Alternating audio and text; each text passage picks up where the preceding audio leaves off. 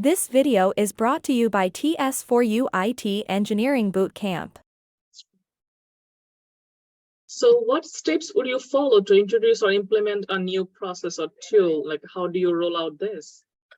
Well, that's a great question. So we have a process in place, and it happens from our infra team, and infra team work with the solution architect team, and they work with the enterprise procurement team. So before any tools come, actually we start the process. How we start the process means the tools become the enterprise tools, but we get a request that, hey, you need to do some POC on these tools and prepare some documentation. Once you do the POC, you have to create the documentation, lay out the pros and cons, lay out the what other competitor in these tools, and of course, to find out there the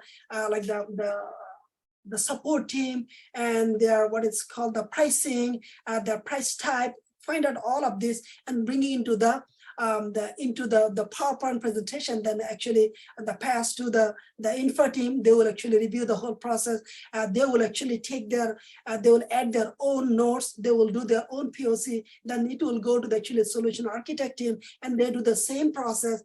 And then actually it goes to the enterprise procurement team.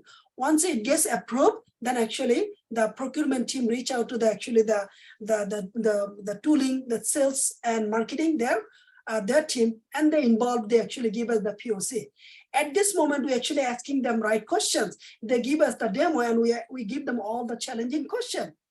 So this was not exist before, but this is we implemented one of the tool. We have not vetted out the POC enough, but once we implemented this one, fortunately, I was actually one of the team member and was part of the POC, and we did very good.